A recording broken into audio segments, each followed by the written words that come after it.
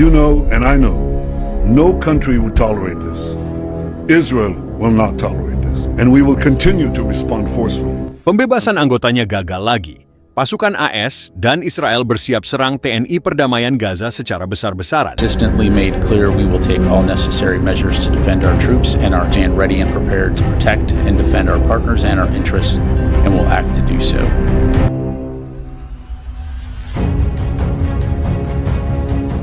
Simak ulasan saya berikut dan tolong subscribe channel ini agar kalian tetap tahu informasi update dari kami.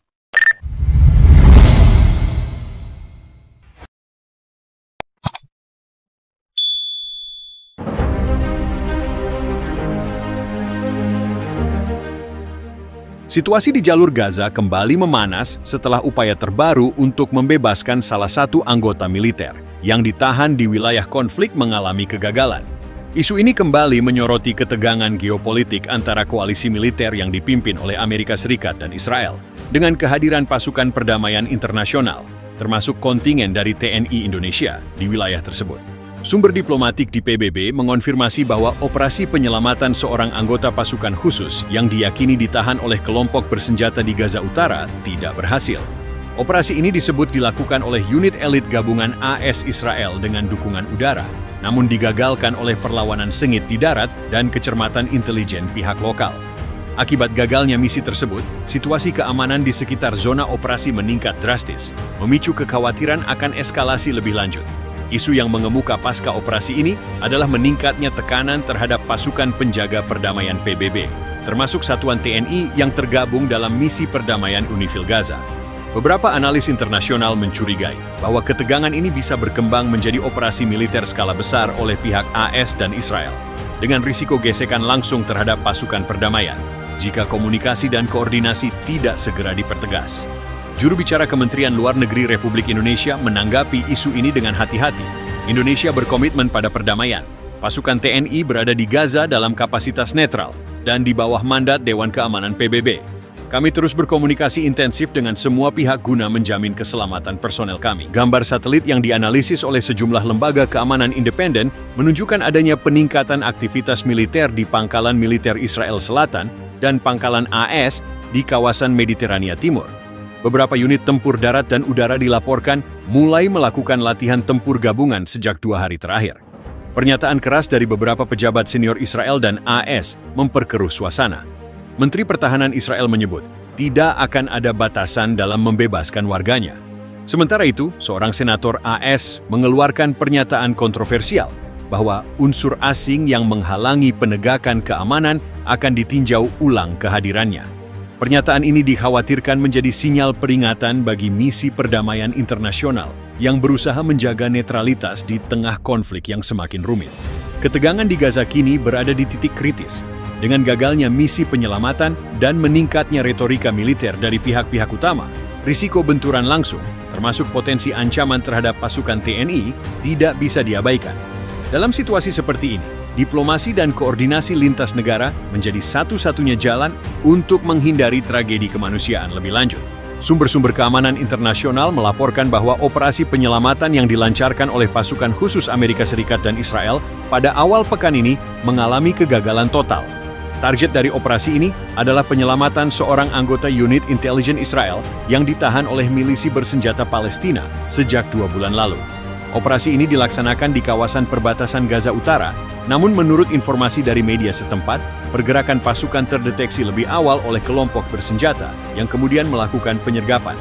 Sebuah laporan internal PBB menyebut bahwa operasi tersebut dilakukan tanpa koordinasi penuh dengan pasukan penjaga perdamaian yang beroperasi di zona biru, wilayah netral yang dijaga oleh pasukan multinasional di bawah mandat DKPBB. Ketidakhadiran koordinasi ini menjadi sorotan tajam dari beberapa negara anggota Dewan Keamanan, termasuk Rusia, Tiongkok, dan Indonesia.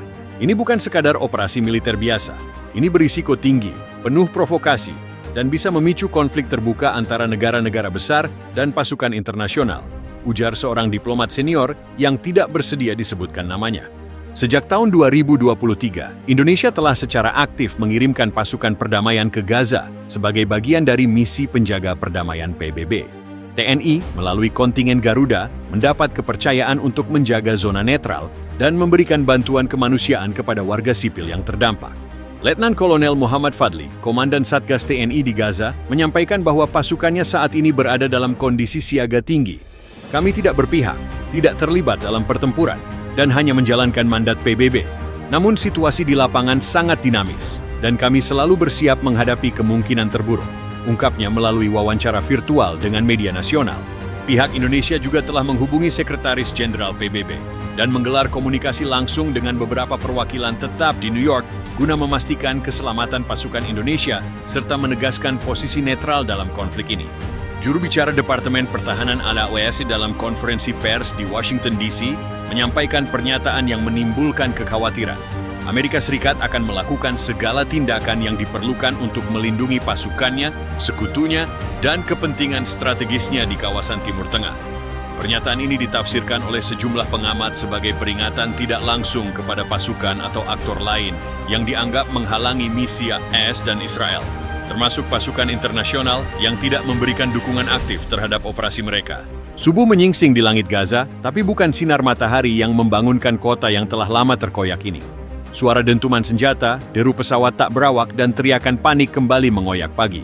Di sebuah pos biru berlogo Perserikatan Bangsa-Bangsa, PBB, 120 personel TNI Indonesia bersiap menghadapi hal yang paling mereka takutkan sejak pertama kali dikirim ke tanah bergolak ini. Bentrokan langsung di zona netral.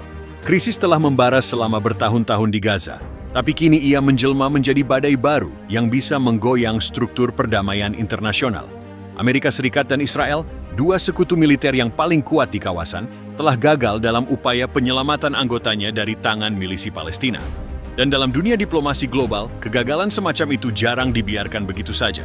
Pasukan TNI yang tergabung dalam misi UNMIGE, United Nations Mission in Gaza, sejak awal bertugas menjaga zona aman, menyalurkan bantuan, dan mengawasi gencatan senjata yang rapuh. Situasi di Gaza saat ini bukan hanya konflik antara dua pihak, ini telah berubah menjadi panggung geopolitik di mana aktor-aktor besar menunjukkan kekuatan, terkadang mengabaikan kehadiran pasukan internasional yang hadir demi kemanusiaan. Kehadiran TNI dan pasukan perdamaian lainnya dalam zona konflik adalah simbol dari harapan, netralitas, dan perdamaian. Namun, jika tekanan terus meningkat tanpa kendali, bukan tidak mungkin simbol itu akan menjadi sasaran, disengaja atau tidak, dari perang yang semestinya bisa dihindari. Dunia kini menunggu, apakah diplomasi bisa kembali berbicara atau peluru yang akan mengambil alih dialog. Pasukan TNI tidak datang ke Gaza untuk berperang. Mereka adalah wajah damai Indonesia, dikirim ke garis depan kemanusiaan untuk mengawal hidup, bukan mengambilnya. Namun kini, wajah damai itu menghadapi moncong senjata. Dan di balik keputusan-keputusan tingkat tinggi yang diambil ribuan kilometer jauhnya, nasib para prajurit itu dan warga sipil yang mereka lindungi dipertaruhkan.